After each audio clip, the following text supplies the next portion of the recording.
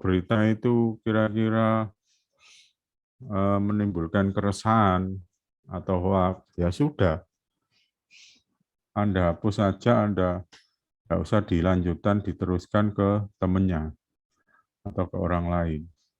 Itu istilahnya sekarang kan ada undang-undang ITE. Nah, jadi Anda itu harus tahu bagaimana menggunakan medsos, bagaimana menggunakan medsos yang aman dan sopan. Nah, itu ada biasanya itu diberikan oleh teman-teman dari FIK maupun dari Fakultas Hukum itu karena sudah ada undang-undangnya. Nah, tidak melibatkan diri dalam aktivitas yang menyebabkan keributan. Nah, ini kan keributan itu kan macam-macam. Misalnya Anda ikut tawuran dan lain-lain. Nah, itu sudah istilahnya melanggar peraturan KIP kuliah. Sehingga di sini tidak diharapkan. Yang jelas itu karena Anda itu statusnya adalah mahasiswa negara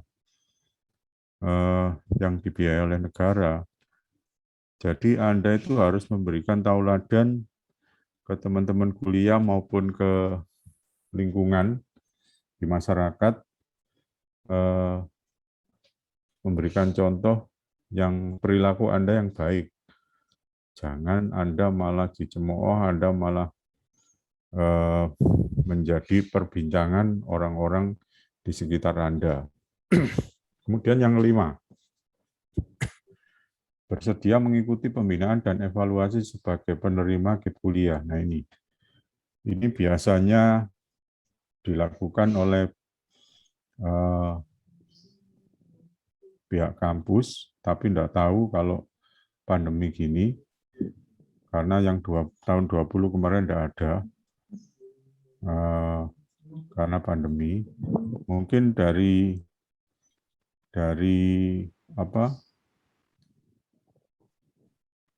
organisasi bidik misi atau KIP kuliah ini yang akan memberikan pembinaan. Juga evaluasi lah. Kalau evaluasi ini akan dilakukan tiap semester. Nah, yang bawahnya ini, yang nomor 6, hubungannya itu. Jadi, evaluasinya yaitu yang pertama, masa studi. Masa studi itu tidak boleh lebih dari 4 tahun. Kalau melebihi 4 tahun, ya sudah, langsung putus itu beasiswanya. Nggak bisa diperpanjang lagi. Karena peraturan pemerintah itu, beasiswa bidik misi atau KIP kuliah itu maksimal pembiayaannya itu selama 4 tahun atau 8 semester. Itu masalah masa studi. Kemudian masalah tindak prestasi saat kuliah. Di sini IPK itu minimal 3. Nah, jadi diharapkan mahasiswa bidik misi atau KIP kuliah itu adalah mahasiswa-mahasiswa yang cerdas dan pandai. Itu. Ya. Sehingga nanti kalau sudah lulus itu istilahnya bisa terjun di masyarakat dan bisa membantu untuk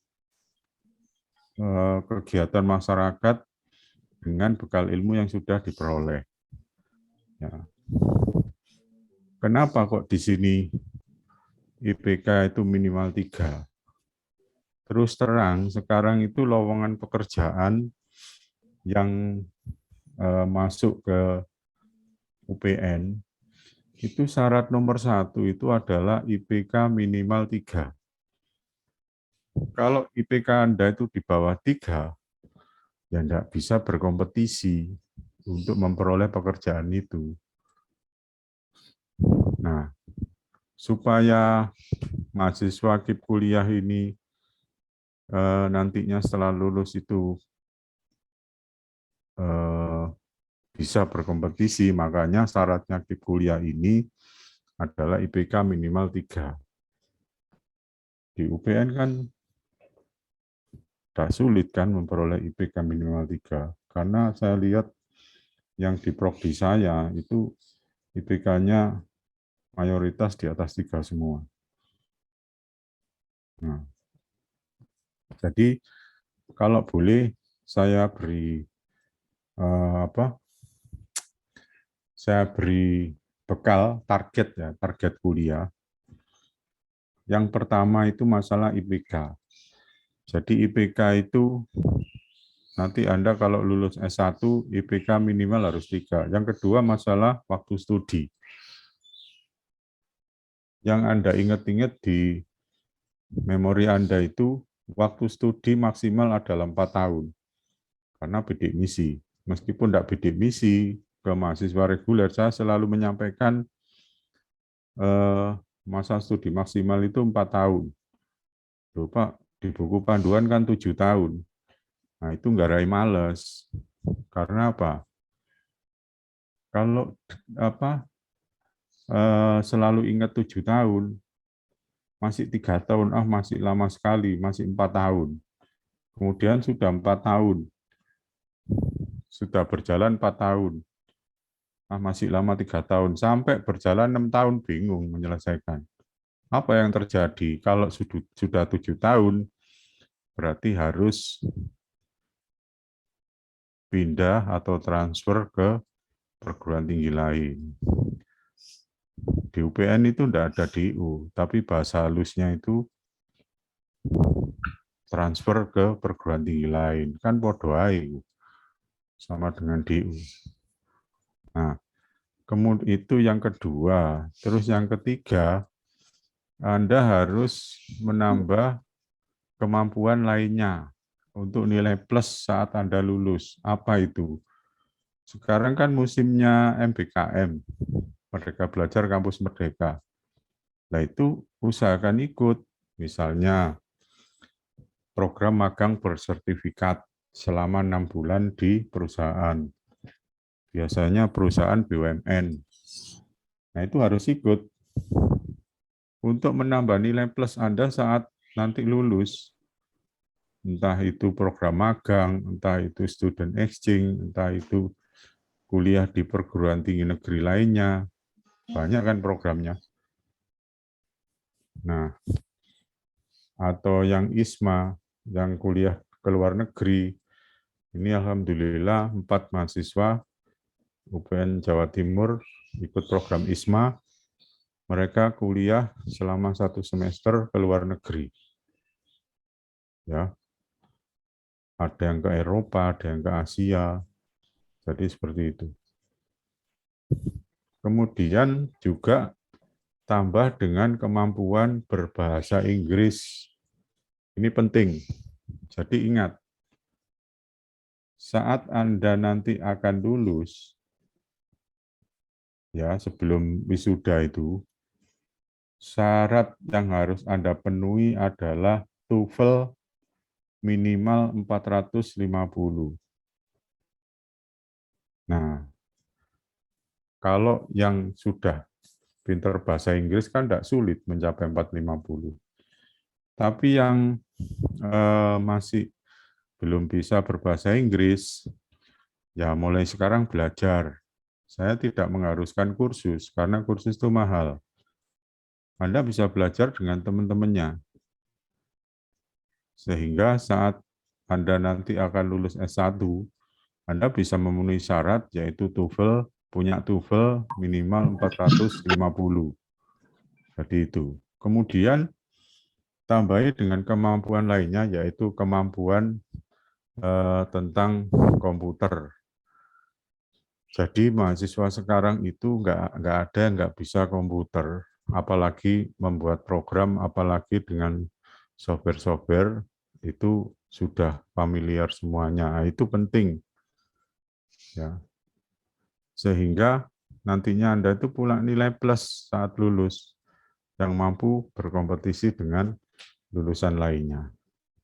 Terus nomor 7, bersedia membuat laporan pertanggungjawaban atau LPJ tiap semester bagi penerima KIP kuliah sebagai bentuk rasa tanggung jawab dalam hal penggunaan dana bantuan dan laporan akademik selama semester berjalan. Nah, ini penting.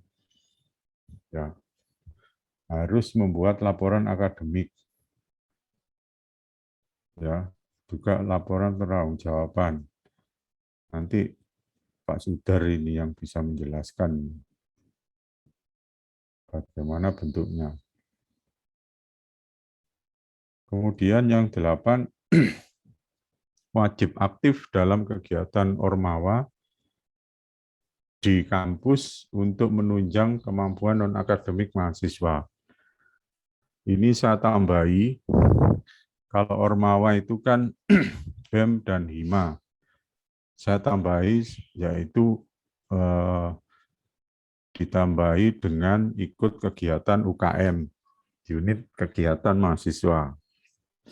Ya, jangan lupa juga Anda aktif memikirkan organisasi bidik misi yang di UPN, organisasi bidik misi atau KIP kuliah yang ada di UPN Jawa Timur ini.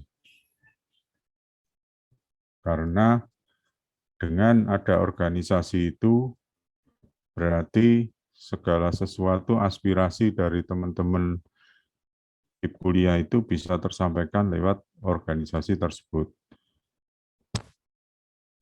Nah, pengalaman berorganisasi itu penting. Ikuti yang organisasi resmi di dalam kampus, ya. Entah itu UKM atau Ormawa. Tetapi ada tetapinya ya. Tetapi Anda harus bisa membagi waktu, mengatur waktu. Mana waktu belajar, mana waktu berorganisasi. Karena kan tugas utamanya belajar. Organisasi kan tugas kedua untuk memperoleh pengalaman. Pandai-pandailah manajemen waktu. Karena jangan sampai kuliah terganggu gara-gara organisasi. Yaitu nanti akan runyam sampai bidik misinya atau KIP-nya habis. Harus biaya sendiri. Jangan sampai terjadi. Ya. Lanjut. Sekarang sanksi bagi yang melanggar. Nah,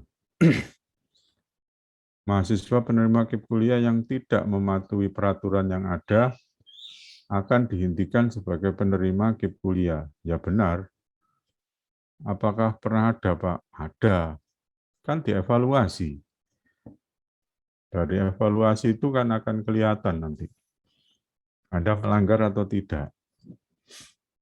Nah, mumpung Anda itu sudah memperoleh beasiswa itu, alhamdulillah, dan harus dimanfaatkan dengan sebaik-baiknya. Kalau Anda memanfaatkan dengan sebaik-baiknya, dengan kuliah yang rajin, memperoleh IPK yang tinggi, berarti Anda kan juga istilahnya membantu orang tua. Karena kalau Anda cepat lulus, kan orang tua juga senang. Anda bisa segera memperoleh pekerjaan. Terus yang kedua, apabila mahasiswa mengalami penurunan nilai PK untuk 1 semester, akan diberi peringatan. Tetapi apabila selama 2 semester berturut-turut mengalami penurunan nilai IPK, maka bantuan dana KIP kuliah akan dicabut, diberhentikan. Di sini ditulis IPK minimal 3. Nah, ini jangan main-main ya. Maksudnya jangan Anda menggampangki, kalau kata orang Jawa itu istilahnya kalau nilainya itu di bawah 3, 1 semester enggak masalah. Itu sudah peringatan loh ya. Karena nanti kalau semester berikutnya itu enggak bisa naik di atas 3, ya sudah. akan dicabut beasiswanya. Bukan berarti Anda itu dikeluarkan dari UPN, tidak. Beasiswanya yang dicabut, Anda tetap kuliah di UPN tetapi dengan biaya sendiri. Nah, kan eman-eman kalau seperti itu. Kan sudah dapat kesempatan memperoleh beasiswa. Ada lagi ini slide-nya, sudah habis kayaknya. Nah, nomor 3, mahasiswa yang tidak aktif dalam 1 semester perkuliahan akan diberhentikan sebagai penerima KIP kuliah. Jadi nanti dari absen mahasiswanya itu akan kelihatan, karena kan kita absennya sudah online kalau masa pandemi ini. Dari absennya akan kelihatan apakah Anda itu sering ikut kuliah atau tidak. Nah, kalau Anda selama 1 semester tidak mengikuti kuliah, nah mohon maaf, berarti Anda sudah tidak bisa memperoleh beasiswa KIP kuliah. Mungkin ada yang tanya, bagaimana Pak kalau misalnya mahasiswa KIP kuliah itu nyambi kerja? Jadi peraturan pemerintah mahasiswa KIP kuliah tidak diizinkan untuk bekerja, yang mana nantinya akan mengganggu istilahnya perkuliahan yang berlangsung. Ya. Jadi kalau Anda mau bekerja, tinggal memilih lanjut kuliah dengan beasiswa KIP kuliah atau Anda bekerja. Tinggal memilih gitu aja. Karena hidup ini kan pilihan ya. Nah, sehingga mahasiswa KIP kuliah ini adalah mahasiswa yang harus aktif, mahasiswa yang harus pandai, mahasiswa yang harus berprestasi, dan bisa mendukung kegiatan yang dilaksanakan oleh UPN Veteran Jawa Timur. Lanjut, ada lagi. Nah, jadi itu yang bisa saya sampaikan. Yang jelas, kita berharap mahasiswa KIP kuliah itu tidak melanggar peraturan-peraturan yang sudah ditetapkan dan tidak melanggar kewajiban-kewajibannya. Dan mudah-mudahan sampai dengan lulus sarjana nanti tidak ada kendala perkuliahan, lancar semuanya. Sehingga Anda sampai lulus bisa dibiayai dengan beasiswa KIP kuliah. Apalagi kalau nanti sampai lulus Anda bisa berpredikat mahasiswa teladan atau mahasiswa kumlot. Nah, itu juga sangat bagus. Mungkin itu yang bisa saya sampaikan untuk hak dan kewajiban mahasiswa KIP kuliah. Mudah-mudahan bisa mengerti dan bisa mengimplementasikan yang saya sampaikan tadi, sehingga perkuliahannya lancar. Terima kasih, saya akhiri. Wassalamualaikum warahmatullahi wabarakatuh.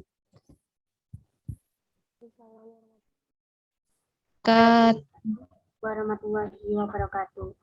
Terima kasih Pak Sutiono telah menyampaikan materi, tentunya sangat bermanfaat bagi kita semua, terkhusus untuk teman-teman KIPK 2021 ini.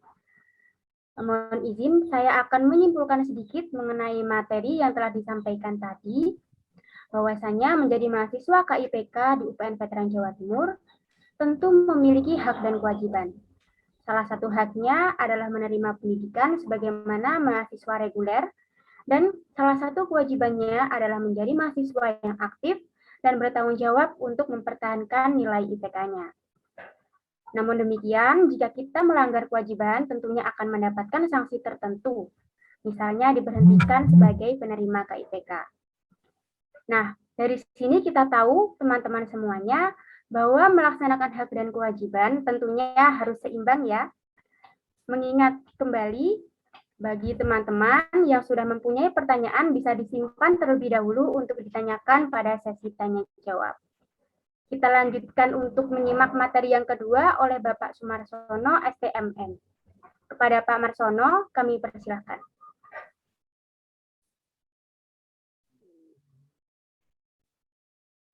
Assalamualaikum warahmatullahi wabarakatuh. Waalaikumsalam. Waalaikumsalam. Selamat Pak Sutiono, Pak Suda. Suaranya kurang keras, Pak. Sampai pakai headset aja enak. Pakai headset, Pak. Iya. Pak.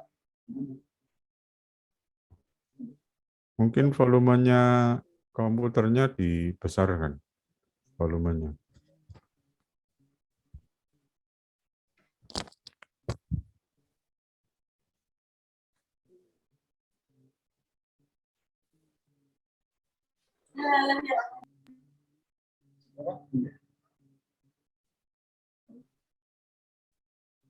Jelas nggak? Kurang keras.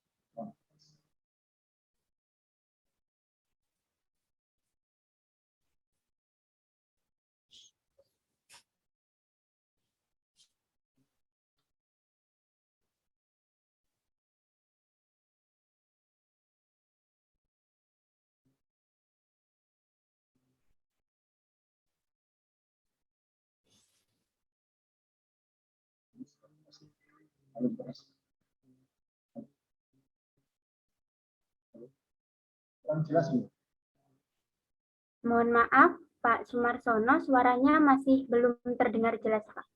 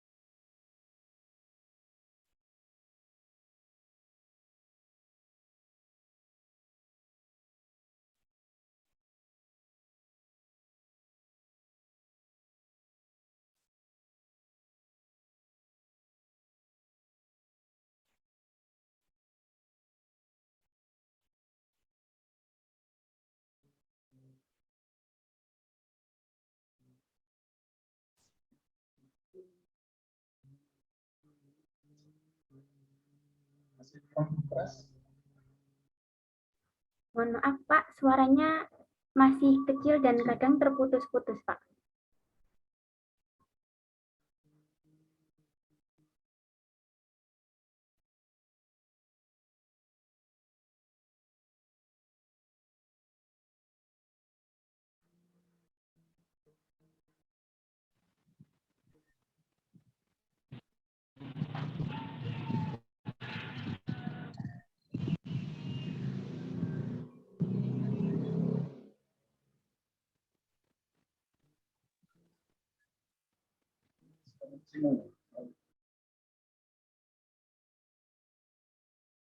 Ya, saya lanjut. Assalamualaikum warahmatullahi wabarakatuh. Waalaikumsalam warahmatullahi wabarakatuh. Yang pertama, Pak Sutiono, sebagai satu, Pak Suda, dan kita sebagai lagi dan lagi anggota tim dan jadi mahasiswa baru yang tahun 2021 yang mendapatkan tiket. Jadi Pak Sutiono sudah memaparkan keseluruhan kegiatan untuk tim hak dan kewajiban sebagai penerima KIP di UPN atau semua kita perguruan tinggi sama.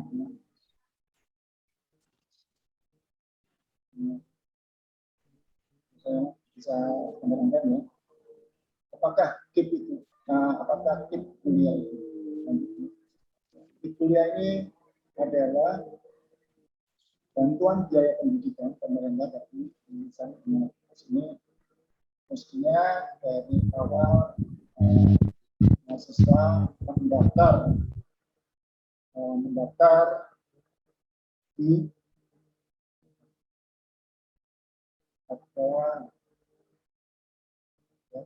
daftar ke Dikti ya. Terus kedua, walaupun demikian syarat bersatu pada diri untuk menjamin bahwa penerima terseleksi dari yang benar yang punya potensi dan kemampuan untuk menyelesaikan pendidikan. Persyaratan penerima KIP lulus seleksi penerima mahasiswa baru di UPN ya, UPN A atau B tapi memungkinkan prodi dengan aktivitas C dengan pertimbangan tertentu. Ya, memiliki potensi ekonomi baik tapi terbatas ekonomi lulus seleksi calon penerima dan bisa oleh sejumlah data yang sudah diberikan oleh PTN.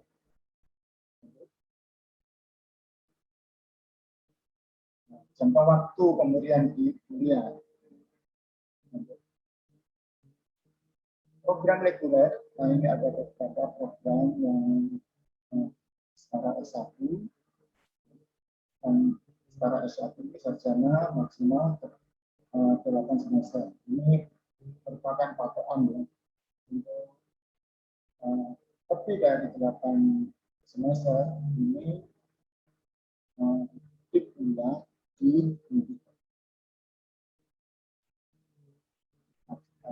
terus wilayah di dunia sendiri ini yang sudah diterangkan pada Maret 3 tadi apa yang kita disampaikan sudah maksimal. Nanti mungkin ada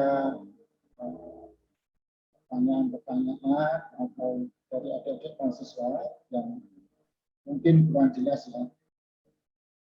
Kenapa dibatasi 4 tahun atau 8 semester? Ini ada diploma 3, diploma 4, diploma 2 itu masing-masing yang disetarakan dengan sarjana itu adalah diploma 4. Ini 8 semester juga. Terus ada lagi selain program reguler itu ada program profesi.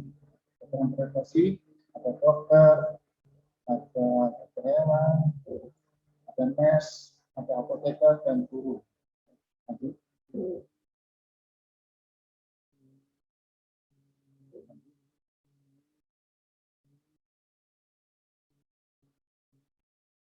Bisa dilanjut slide-nya.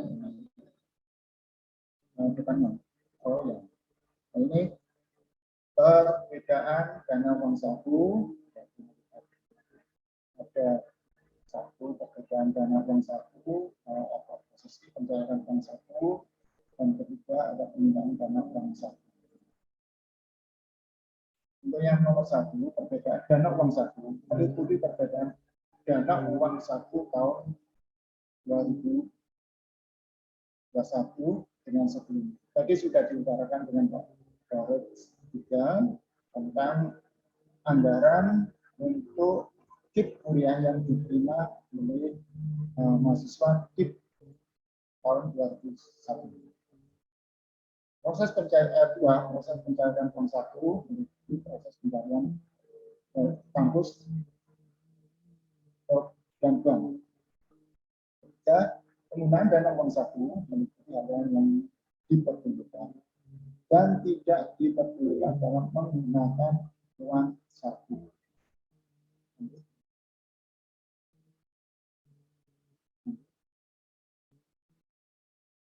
Nah, ini ada perbedaannya apakah perbedaan jumlah uang saku penerima tahun dengan penerima sebelumnya.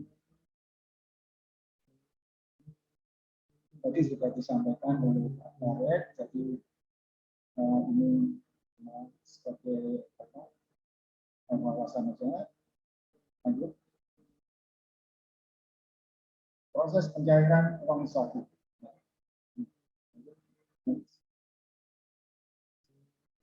Universitas membuat surat keputusan rektor yang ditetapkan untuk diajukan ke Kemendikbud.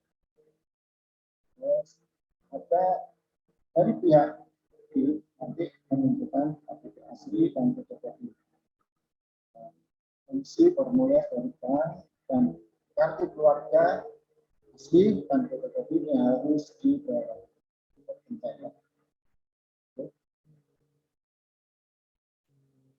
Alur pencairan titik penetapan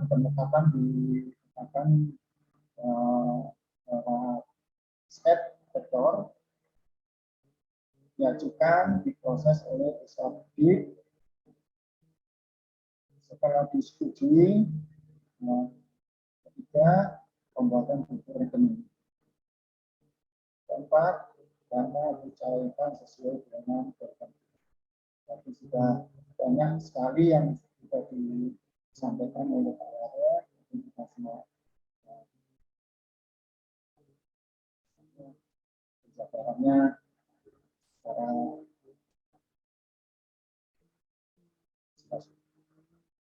untuk pencairan dari bank serta datang ke bank, isi formulir, ya, menunggu pengambilan nomor antrian, mengumpulkan berkas dan langsung ke pencairan. Proses pencairan oleh bank. Penggunaan dana uang saku ini yang harus diperhatikan, ya. Penggunaan dana uang saku yang diperlukan, ya, ini untuk biaya makan. Yang kedua, kebutuhan kota internet. Secara kuring bisa menggunakan semaksimal di kampus jika kita maksimalkan untuk perizinan. Terus ketiga, pembayaran sewa kelas atau asrama ini yang dilakukan secara langsung pembayarannya yang kalau tidak masuk di asrama, ya. Terus keempat, pembelian buku mata kuliah yang dan semua fotokopi tugas kuliah atau kegiatan praktikum dan berjalan.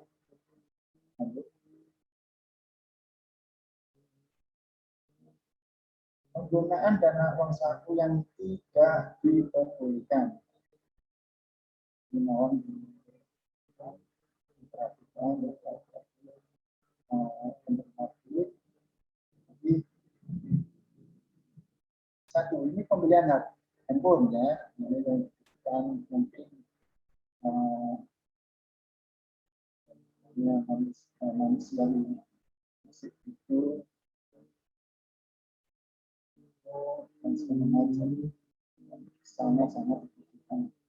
Tapi ini juga kita berikan dari pemerintah untuk pembelian laptop, pembelian hadis, pembelian peralatan elektronik, pembayaran dan keluarga ini justru tidak.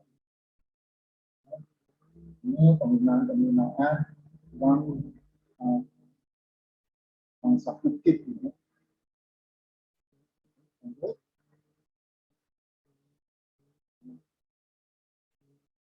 Dari info tadi, saya harapkan nanti kalau ada beberapa yang kurang paham, ya, dari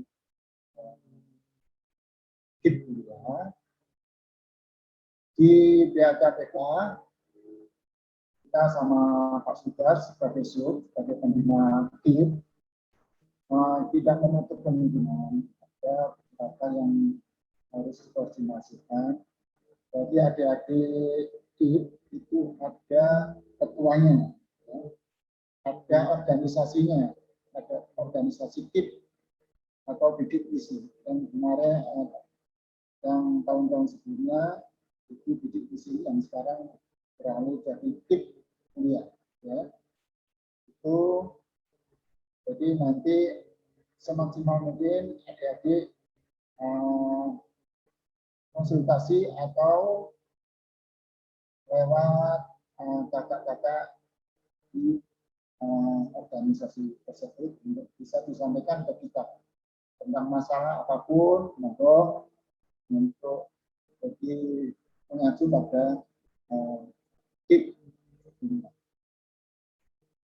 Tetap semangat ya. Salam sehat untuk semuanya. Saya akhiri. Assalamualaikum warahmatullahi wabarakatuh. Waalaikumsalam warahmatullahi wabarakatuh.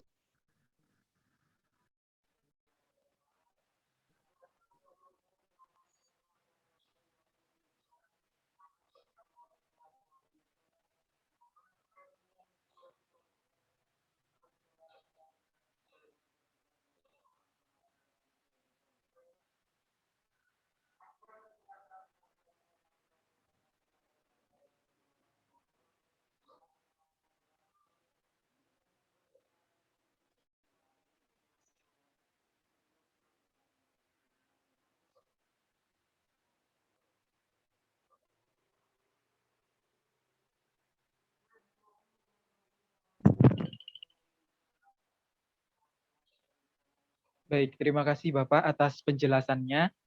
Mungkin lebih memperjelas lagi ya teman-teman sekalian atas penjelasan dari Bapak Sumarsono ini terkait dengan dana KIPK itu digunakan untuk apa dan lain sebagainya.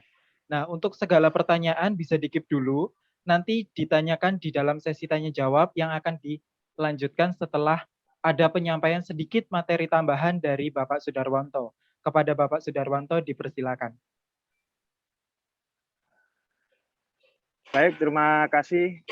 Mohon izin Pak Waregida dan juga Pak Koordinator Bidang Akademi Kemahasiswaan yang sekaligus sebagai penanggung jawab bidik misi dan KIPK. Dan juga terima kasih kepada tim informasi yang sudah bisa mengadakan kegiatan sharing pada hari ini. Dan juga saya ucapkan juga terima kasih kepada mahasiswa bidik misi angkatan 2018, 2019, 2020 dan juga mahasiswa KIPK 2021 yang mungkin juga bisa mengikuti di acara sharing ini. Sedikit saja yang perlu saya tambahkan. Mohon maaf sebelumnya Pak Sudar pakai pakaian santai ini ya karena ada kegiatan di luar, tapi saya berusaha untuk mengikuti. Jadi sedikit saja yang perlu saya tambahkan dari apa yang sudah disampaikan oleh Pak Waregida maupun Pak Marsono selaku koordinator bidang akademi kemahasiswaan yang sekaligus penanggung jawab bidik misi, ini cukup jelas gitu ya. Dan juga saya yakin adik-adik bidik misi maupun kita ini mengikuti perkembangan itu lewat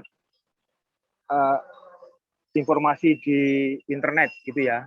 Tapi di sini perlu penekanan khusus yang harus menjadikan perhatian gitu ya. Karena masa pendidikan Anda dibiayai oleh pemerintah ini hanya sampai 8 semester gitu ya, 4 tahun. Jadi kalau Anda lewat seperti yang disampaikan oleh Pak Warek tadi, otomatis hak dan kewajiban Anda, terutama hak Anda sebagai mahasiswa kuliah tidak akan bisa diusulkan gitu ya. Dan ini terus terang evaluasi perkembangan IPK ini perlu diketahui ya, untuk angkatan 2017 ini sangat memprihatinkan sekali gitu ya, dan menjadi perbincangan hangat di kalangan akademi ini di UPN gitu ya. Kenapa? Karena di angkatan 2017 ini banyak yang tidak sesuai dengan kontrak yang diberikan oleh itu sampai batas waktu 8 semester ya.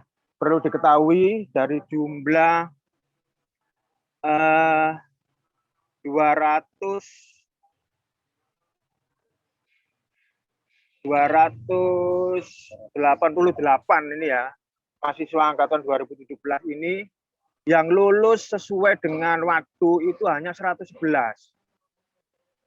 Nah, ini menjadi pertanyaan besar buat kami selaku pengelola di bidang 3 ya, Pak Warek, Pak Kabak, saya ini kenapa kok sampai tidak bisa memanfaatkan waktu itu dengan baik gitu loh.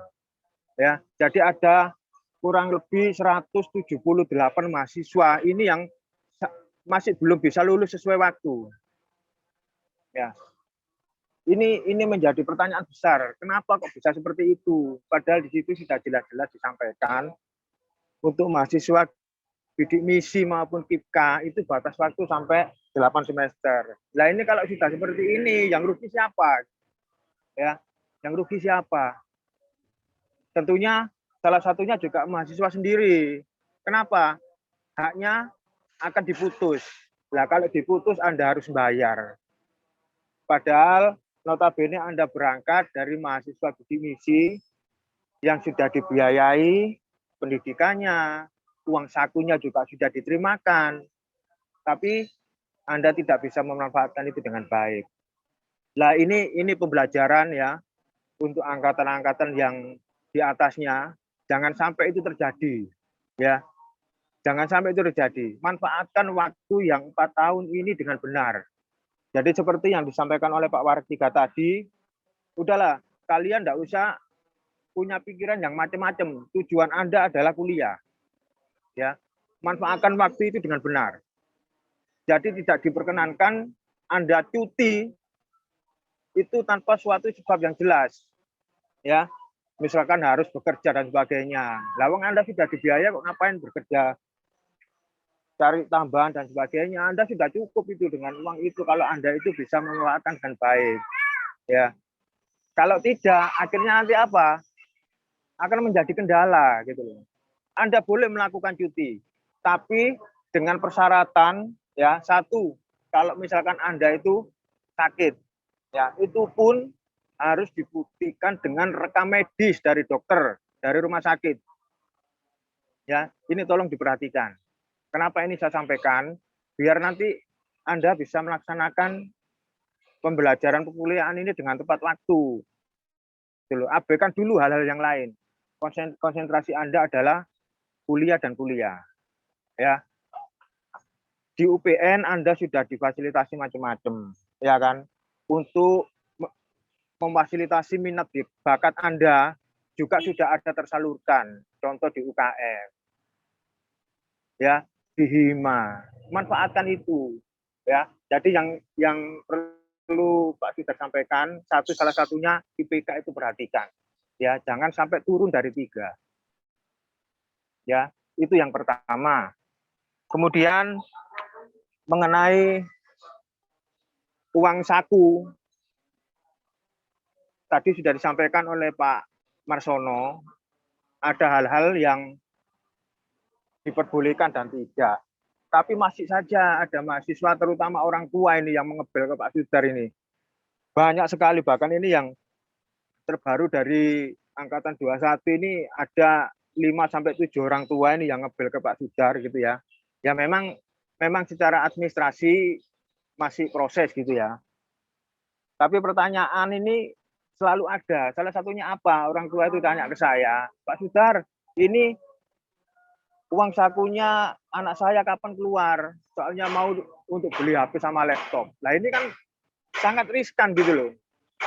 Ya, padahal di situ jelas-jelas tidak boleh kalau dipergunakan untuk itu. Tapi ada orang tua yang menanyakan mau dibelikan laptop. Ada yang mau dibelikan HP. Lah ini kan sepertinya gimana ya? Kok sepertinya mengharapkan betul dari uang itu untuk hal-hal seperti itu. Padahal di situ jelas penggunaan uang saku untuk biaya hidup itu sudah ada di situ. Gitu ya. Kalau memang buat untuk beli HP dan sebagainya, lah ini bisa dikategorikan mahasiswa ini mampu secara biaya menghidupi kehidupannya di kampus, ya kan? Nah ini tolong diperhatikan sekali, gitu ya. Dan kemudian saya pertegas lagi, mahasiswa tidak usah resah dengan hak dan kewajibannya. Biar proses administrasi ini berjalan, kalian konsentrasi di kuliah, ya, konsentrasi di kuliah. Nanti kalau hak kewajiban Anda ini turun, pasti akan diterimakan, ya. Kami pengelola ini akan berusaha untuk memberikan sesuatu yang mudah buat kalian semua. Contoh misalkan masalah alur untuk pembukaan nomor rekening dan sebagainya, ya kan? Apakah selama ini kalian saya suruh riwariwi ke bank, enggak kan? Lah di sini pengelola berusaha untuk memberikan kemudahan, ya. Anda tetap menerima tanpa bersusah payah. Lah ini tolong menjadikan catatan untuk kalian bahwa kami yang di sini sudah berusaha seperti itu. Anda harus bisa memberikan kontribusi yang baik di UPN, ya, memberikan kontribusi yang baik di UPN.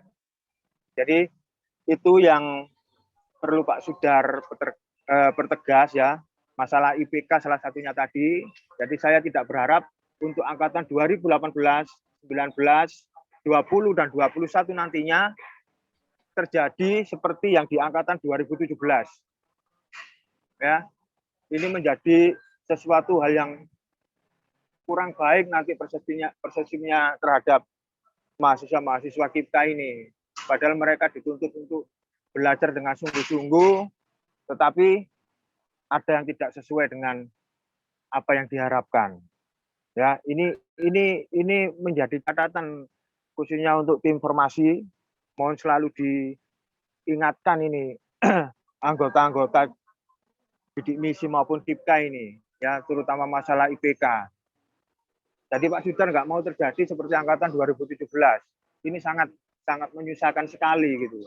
Bukan hanya secara lembaga, ya, tetapi juga diri masing-masing pun akan kena imbasnya dari itu. Salah satunya apa? Sudah tidak diusulkan lagi, tidak dapat biaya hidup, iya kan? Harus bayar kan begitu. Jadi tidak hanya mereka yang mau lulus, tetapi mahasiswa yang masih aktif, tolong juga diperhatikan. Karena kita ada ketentuan-ketentuan aturan yang harus diikuti, ya. Jadi IPK kalau di bawah 3, secara otomatis nanti tidak akan kita usulkan, ya. Meskipun di situ kami masih memberi kelonggaran gitu, ya, untuk diberi kesempatan sampai 2 kali, ya.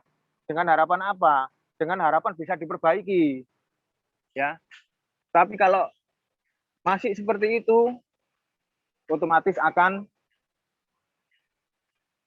kita del dan tidak akan kita usulkan. Kemudian saya pertegas juga, siapapun, ya, siapapun wajib melaporkan IPK karena itu bukti evaluasi pendidikan Anda. Kemudian apabila Anda mengundurkan diri atau tidak aktif dan sebagainya, Anda laporan ke kami, gitu ya. Contoh ini, angkatan-angkatan sebelumnya, ini banyak yang mundur tanpa sebab, tidak laporan, otomatis secara sistem, ini pendanaan kan masih masuk, tapi mahasiswa nggak kuliah. Nah ini jadi masalah gitu loh. Jadi saya ingatkan untuk bidik misi yang masih aktif, ya, jangan Anda nanti bermain-main dengan uang saku yang sudah diberikan oleh pemerintah, karena itu harus dipertanggungjawabkan, ya, karena itu harus dipertanggungjawabkan. Jadi kalau misalkan Anda mundur dan sebagainya, tolong lapor ke kita. Kalau tidak, nanti Anda akan disuruh mengembalikan duit itu. Ya. Dan itu tidak akan berhenti sebelum Anda memenuhi kewajiban untuk pengembaliannya. Ya, jadi 3 hari kemarin saya sama Pak Marsono dibantu oleh teman-teman formasi ini mencoba mengurai itu dan sudah Pak Sudar kumpulkan ada 12 mahasiswa itu ya yang mundur atau tidak kuliah dengan jelas, akhirnya ya kita suruh mengembalikan duitnya gitu loh. Mau tidak mau ya harus dilaksanakan, itu harus dipenuhi. Karena kalau tidak nanti akan jadi temuan BPK, bahkan KPK nanti akan terjun langsung untuk mengusut keuangan itu.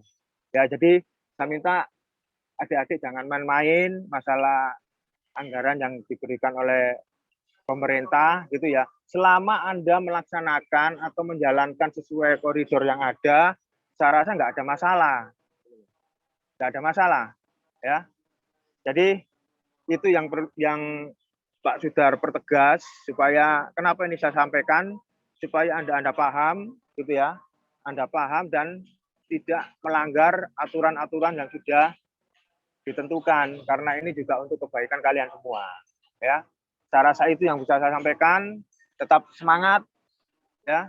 Semoga Anda belajar di UPN ini bisa berjalan dengan baik sesuai dengan ketentuan yang ada, menjadi sarjana-sarjana yang unggul gitu ya. Dan kita buktikan bahwa mahasiswa bidik misi Cipulia ini lebih baik dari mahasiswa-mahasiswa yang lain.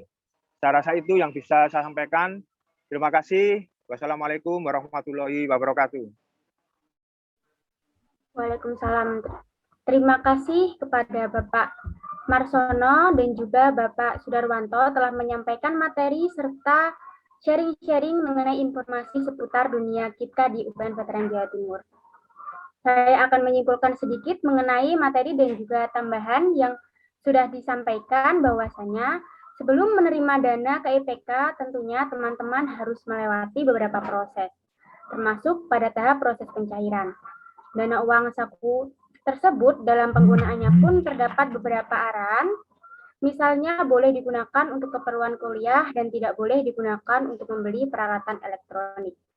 Selain itu, kita harus memperhatikan bahwa kita memiliki masa studi yang harus diselesaikan tepat waktu, agar hak dan kewajiban kita sebagai mahasiswa kita tidak dicabut.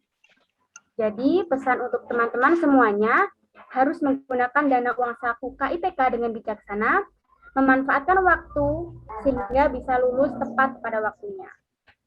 Dan juga jangan lupa pesan dari Pak Sudarwanto tadi bahwasanya kita harus semangat belajar dan juga aktif dalam kegiatan di kampus sehingga menjadi lulusan yang lebih baik. Baik, teman-teman semuanya dan hadirin yang hadir pada acara kali ini. Selanjutnya masuk kepada sesi yang paling ditunggu-tunggu nih untuk teman-teman semuanya, yaitu sesi tanya jawab. Mengingatkan kembali kepada teman-teman yang ingin bertanya, silakan disampaikan dengan cara menyalakan kamera, lalu mengaktifkan fitur raise hand terlebih dahulu, dan mengaktifkan mikrofon apabila sudah dipersilahkan oleh moderator. Atau apabila ingin bertanya melalui kolom chat, silakan menggunakan format tahun angkatan, _nama, _pertanyaan dengan contoh 2021 _Sofiatul _pertanyaan. Sesi tanya jawab dibuka. Silahkan bagi yang ingin bertanya bisa melakukan raise hand. Ya, sepertinya teman-teman angkatan 2021 ini sangat antusias ini. Pak Marsono dan juga Pak Sutiono ingin bertanya. Langsung saja untuk Kak Gita Wahyu, angkatan 2021 yang sudah raise hand, kami persilahkan untuk bertanya.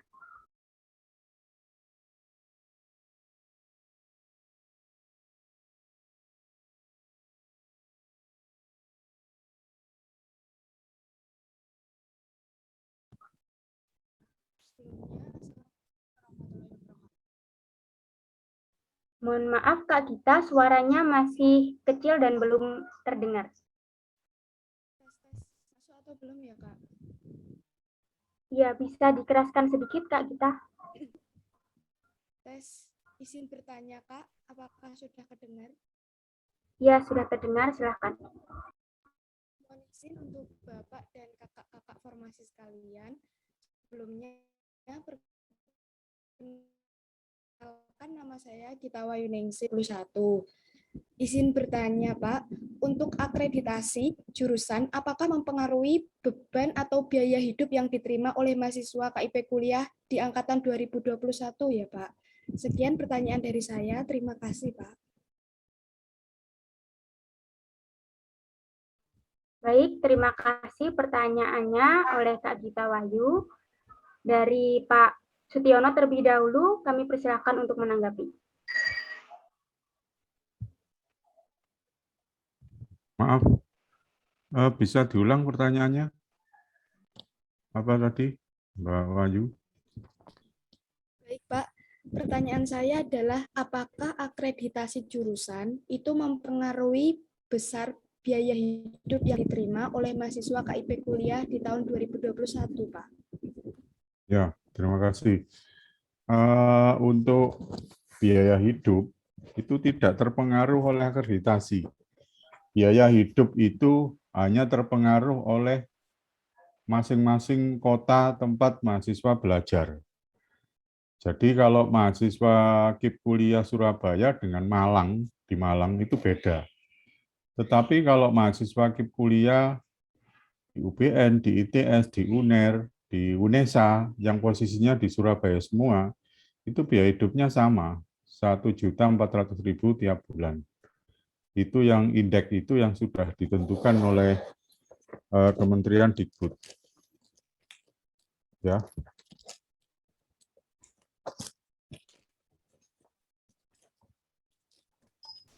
Baik, Pak. Terima kasih atas jawabannya.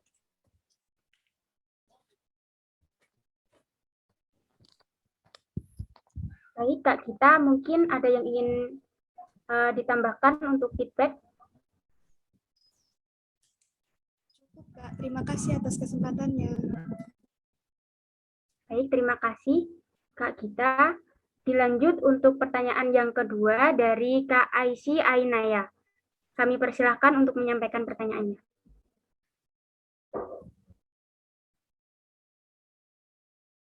Mohon maaf, tidak terdengar, Kak, suaranya.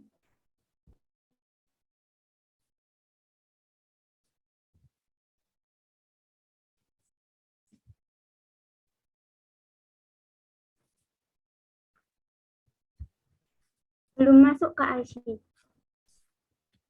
Mungkin headset-nya bisa diperbaiki terlebih dahulu.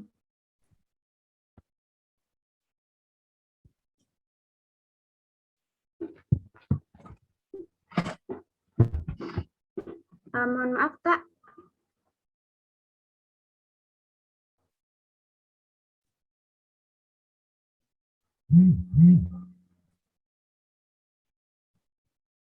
Ya, belum masuk. Mungkin pertanyaannya bisa ditulis di kolom chat saja ya, Kak Aisy. Ya, kami tunggu untuk pertanyaannya. Baik, dilanjutkan untuk pertanyaan di kolom chat terlebih dahulu. Untuk dari Kak Apria Yukitar. Nah, saya izin membacakan pertanyaannya. Tadi sudah dijelaskan mengenai IPK yang turun akan mendapatkan peringatan. Misalkan pada semester 1 IPK 3,5 dan semester kedua turun menjadi 3,2. Nah, apakah nanti akan mendapatkan sanksi atau langsung dicabut nih? Pak Sutiono dan Pak Marsono mungkin bisa menanggapi mengenai pertanyaan ini. Ya, baik. Tadi kan sudah hak dan kewajiban itu sudah saya jelaskan bahwa sanksinya itu kalau IPK-nya di bawah 3 berturut-turut, ya berturut-turut itu berarti semester sekarang di bawah 3, semester depan di bawah 3, berarti bidik misinya langsung dicabut. Tetapi yang ditanyakan itu kan hanya 1 semester. Kemudian semester berikutnya bisa di atas 3. Berarti kalau 1 semester itu belum dicabut, jadi masih peringatan itu. Ya, masih peringatan dengan harapan bisa memperbaiki IPK dan lebih giat belajar. Itu.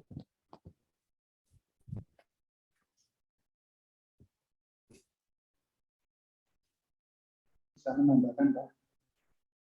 Iya, silakan Pak Marsono. Begini ya, tentang IPK ya.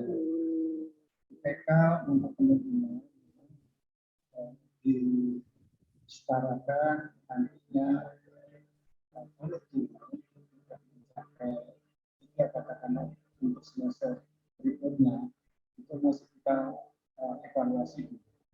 Nah, evaluasi ini untuk menyemangati biar semester ini katakanlah semester selanjutnya bisa memenuhi target yang ditentukan untuk IPK yang sesungguhnya. IPK yang ditetapkan oleh pemerintah yang ketiga.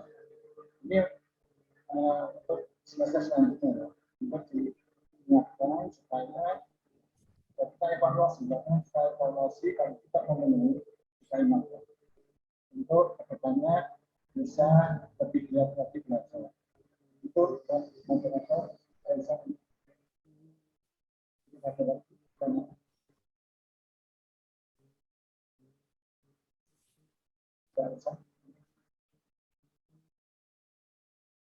Ya, baik. Terima kasih untuk Pak Steve.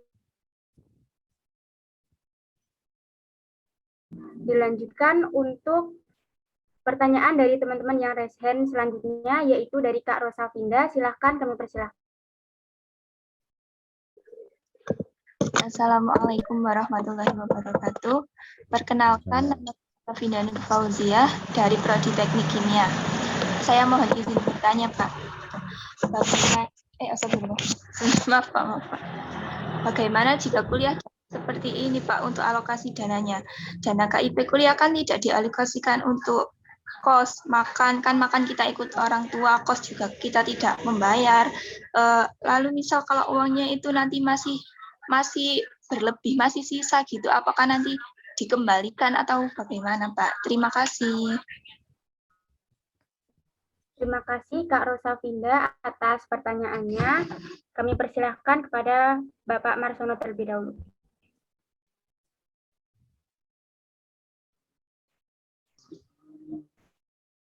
Untuk alokasi dana uang saku untuk sementara ini kan masih daring.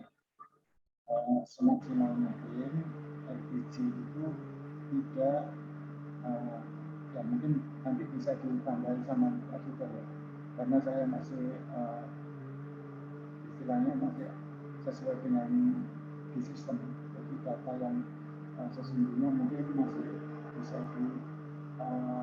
ditambahkan nanti sama Pak Sudah untuk kendala-kendalanya. Saya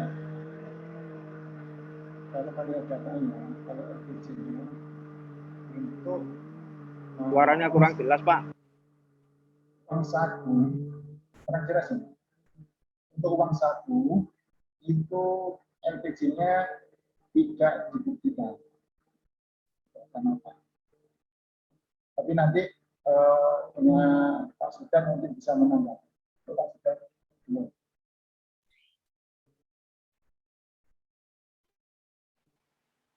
Jadi ini ya, Pak Sudar menambahkan mengenai uang saku yang sisa. Ya, sebenarnya gini, uang saku ini itu sudah hak mahasiswa, ya, sudah hak mahasiswa. Kalau memang diperuntukkannya itu masih sisa, tidak apa-apa, dilapor ke laporan, salah satunya laporan IPK-nya, termasuk juga laporan penggunaan anggarannya. Kalau memang penggunaan anggarannya diperuntukkan itu ya tidak apa-apa. Di situ nanti bilang sisa juga tidak apa-apa. Jadi tidak harus dikembalikan. tidak harus dikembalikan, ya, tidak harus dikembalikan. Tidak apa-apa, Dik, kalau misalkan nanti penggunaan anggaran sesuai laporan real gitu ya. Ya syukur-syukur kalau nanti sampean bisa menyiasati di laporan itu ya enggak apa-apa. Tapi peruntukannya tidak boleh seperti apa yang sudah disampaikan oleh Pak Marsono tadi. Mana yang boleh, mana yang tidak, itu ya. Tapi kalau toh memang harus sisa, kan nggak mungkin anggaran itu harus, katakanlah Anda dapat 4.200.000, harus nominalnya bersifat 2.400.000, kan nggak mungkin. Pasti ada sisa-sisa sedikit atau apa, nggak apa-apa. Karena gini, bukti pelaporan itu sebagai bukti bahwa Anda bisa menggunakan uang itu dengan baik, gitu loh. Dan uang itu benar-benar Anda pergunakan untuk kebutuhan Anda di dalam hal proses pembelajaran. Ya, gitu ya. Saya rasa itu yang bisa saya tambahkan, Pak Marsono. Terima kasih.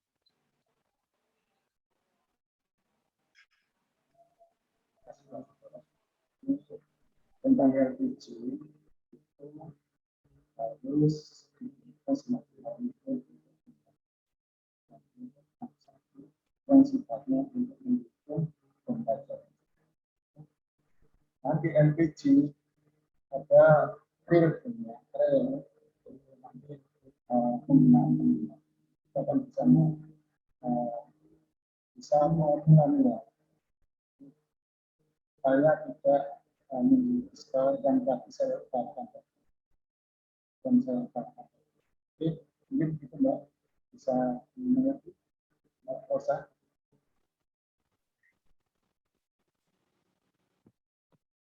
Baik, terima kasih Bapak Sutiono dan juga Bapak Sumarsono yang telah menyampaikan jawaban dari pertanyaan yang tadi.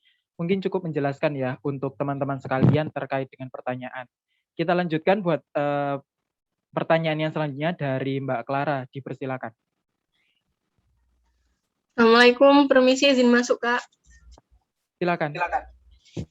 Pak, saya izin bertanya. Semisal perkuliahan sudah dilaksanakan secara tatap muka, untuk mahasiswa di luar kota yang ingin menempati rusunawa, apakah pihak kampus juga membiayai rusunawa tersebut?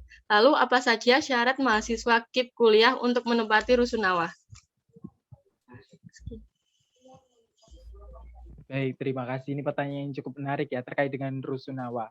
Mungkin bisa dijelaskan Bapak Sutiono terkait dengan pembiayaan rusunawa? Ya, terima kasih. Jadi rusunawa ini kan dibangun dengan istilahnya apa? Dana UPN, yang mana UPN sekarang itu kan sudah BLU statusnya, Badan Layanan Umum. Nah, status BLU ini diharapkan oleh pemerintah itu ada income revenue generate, jadi pemasukan untuk UPN. Jadi kalau status BLU dan BH itu diharapkan Badan Layanan Umum dan Badan Hukum itu diharapkan bisa mencari, menghimpun dana-dana pemasukan untuk pengembangan universitas. Nah, untuk rusunawa ini sudah diterapkan, sudah dikelola oleh BPU, Badan Pengelola Usaha UPN, dan sudah ditetapkan tarif-tarifnya. Lantai 1 berapa, 2 berapa, 3 berapa, sampai 4, sampai lantai 4. Nah, untuk mahasiswa KIP kuliah dan mahasiswa reguler yang menempati rusunawa itu tetap akan dikenakan biaya sewa yang tidak mahal, maksudnya tidak mahal itu jika dibandingkan dengan sewa di luar kampus. Dan kelebihannya kalau di rusunawa itu Anda tidak perlu mengeluarkan transport untuk kuliah, tinggal jalan kaki ke ruang kelas. Kemudian lingkungannya juga mendukung untuk belajar. Jadi dana yang Anda peroleh yang tadi disampaikan oleh Pak Marsono dan Pak Sudar itu istilahnya uang saku, yaitu nanti sebagian yang digunakan untuk membiayai Anda jika tinggal di Rusunawa, jika pandemi sudah berlalu. Mungkin itu yang bisa saya sampaikan. Terima kasih. Baik Bapak, terima kasih. Sangat menjawab ya Mbak Clara terkait dengan Rusunawa, jadi tetap harus membayar, bisa menggunakan uang saku yang telah diberikan dari pemerintah. Kurang lebih seperti itu. Ada yang ingin ditambahkan?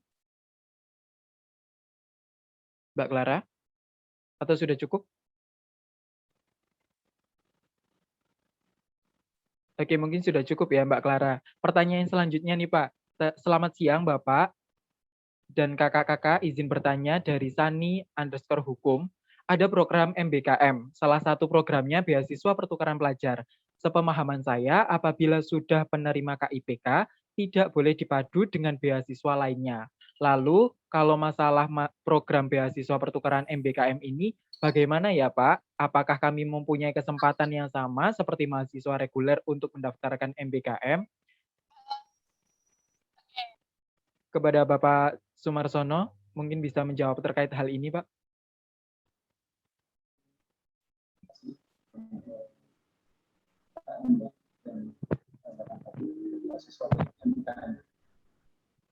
Untuk kelihatan kalau siswa MBKM ini kelihatannya bukan MBKM siswa, kelihatannya seingat saya untuk program MBKM kelihatan beasiswa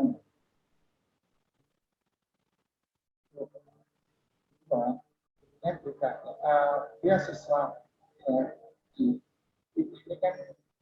ini kan oleh APBN boleh untuk beasiswa lainnya selain yang dibiayai APBN. Ini saya jelaskan. Tapi ini karena ini kan KIP ini dibiayai APBN kan sudah jelaskan dibiayai oleh negara. Dari ada beasiswa lain yang mungkin bisa mencari atau kalau MBKM ini kurang, jadi tidak ada. Kalau MBKM ini program untuk satu pertukaran mahasiswa magang, ya kan? Ada magang secara bersertifikat ini magang ke instansi yang terkait. Kedua, yang lainnya untuk beasiswa kelihatannya belum ada untuk beasiswa MBKM. Tapi beasiswa boleh mencari beasiswa lain selain anggaran dari APBN. Ya. Mungkin kurang jelas, sudah jelas. Ya. Baik Bapak, terima kasih. Nah, terkait dengan beasiswa, ini mahasiswa bidik misi atau KIPK itu juga boleh menerima beasiswa lainnya sesuai dengan yang dijelaskan oleh Bapak Marsono tadi. Tapi penganggaran atau dana yang dijadikan beasiswa tambahan tersebut bukan berasal dari APBN. Jadi seperti itu ya untuk menjelaskan dari pertanyaan sebelumnya. Nah, ini terkait dengan pertanyaan terakhir. Izin bertanya Bapak dari IC Ainaya. Kuota untuk tahun 2021 itu sebesar 470 siswa yang sudah disebutkan tadi. Lalu saya lihat di grup itu sekitar ada 500 siswa. Berarti kemungkinan yang tidak lolos itu ada kurang lebih 30 siswa. Apakah 30 mahasiswa tersebut akan dikenakan biaya kuliah seperti biasa atau bagaimana ya Pak? Mohon pengarahannya. Dari Bapak Sutiono mungkin bisa menjelaskan hal ini atau Bapak Sumarsono?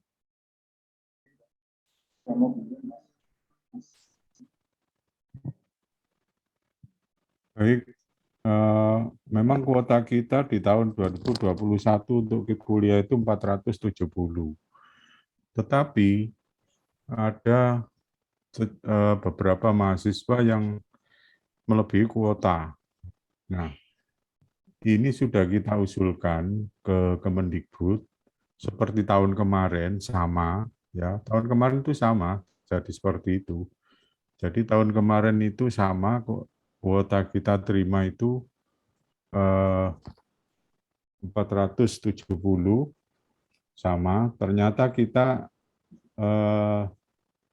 istilahnya mohon tambahan kuota ke kementerian itu bisa disetujui sehingga tahun 2020 kemarin sampai 608 mahasiswa. Berarti kan ada lebih sekitar 138 mahasiswa. Itu disetujui oleh Kemendikbud. Nah, tahun ini kita sudah mengusulkan tambahan kuota untuk menampung mahasiswa yang istilahnya belum tertampung di KIP kuliah itu. Nah, kita masih menunggu surat dari Kemendikbud untuk tambahan kuota. Jadi harap bersabar karena ini lagi diproses. Ya, insya Allah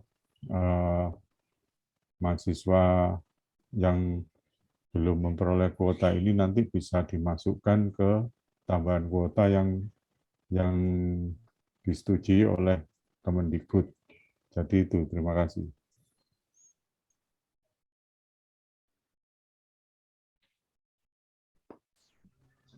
Baik, Bapak. Mungkin ada tambahan dari Bapak Sumarsono, dipersilakan. Tadi sudah dijelaskan memang sebenarnya yang diterima di UPN karena habis 50. Sekarang yang kita sisi, yang sekarang posisi sekarang itu yang kita sisi 470. Jadi sisa 150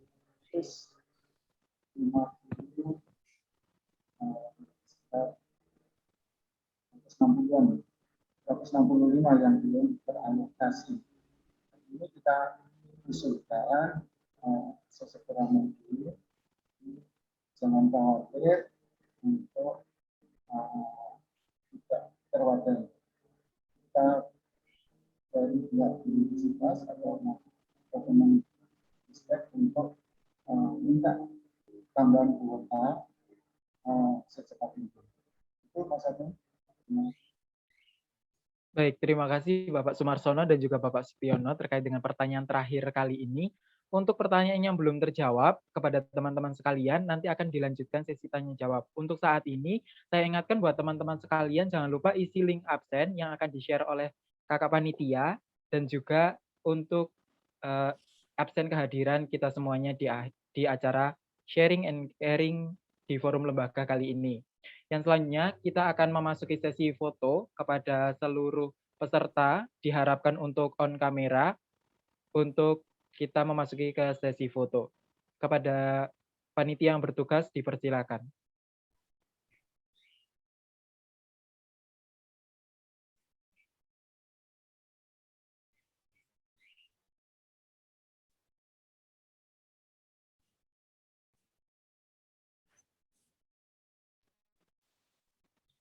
Selagi menunggu panitia yang bertugas untuk melanjutkan ke sesi foto, sebelumnya yang telah memberikan materi dan juga tambahan materi untuk mahasiswa KIPK 2021 kali ini.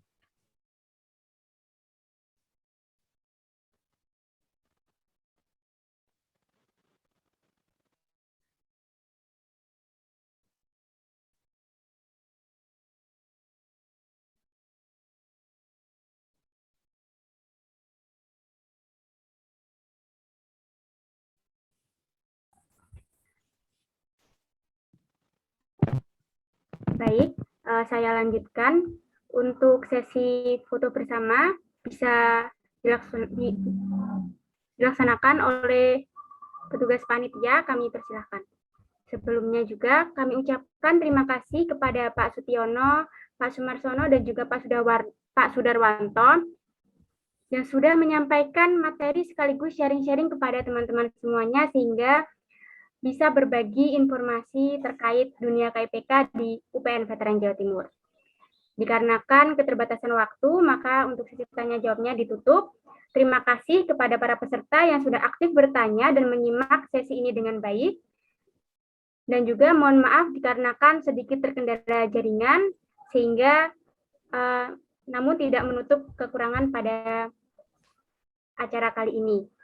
Saya Elsa Arinda sebagai moderator undur diri. Wassalamualaikum warahmatullahi wabarakatuh. Selamat siang, salam sejahtera bagi kita semua. Saya kembalikan ke Kak Adinda selaku MC. Waalaikumsalam warahmatullahi wabarakatuh. Terima kasih kepada Kak Elsa selaku moderator kita hari ini, dan terima kasih juga kepada para pemateri kita pada hari ini, Bapak Sutiono, Bapak Sumarsono, dan Pak Sudarwanto. Terima kasih karena telah berkenan hadir dalam memberikan materi dalam acara Sharing is Caring KIPK 2021. Selanjutnya, kita akan masuki foto sesi bersama. Bagi teman-teman yang belum on cam, ini silakan on cam dulu ya. Untuk panitia, apakah sudah siap?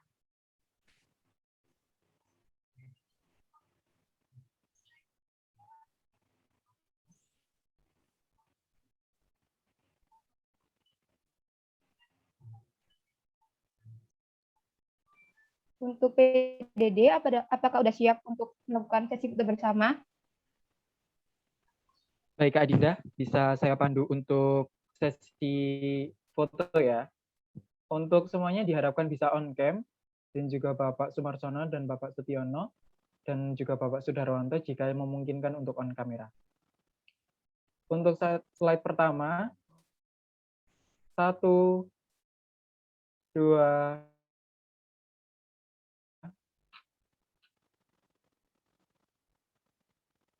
oke, selanjutnya slide kedua.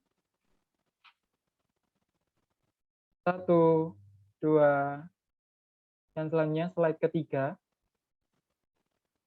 1, 2, selanjutnya slide keempat. 1, 2, yang selanjutnya slide kelima.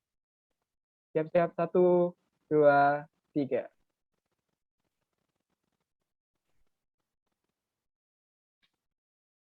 Yang selanjutnya slide ke-6.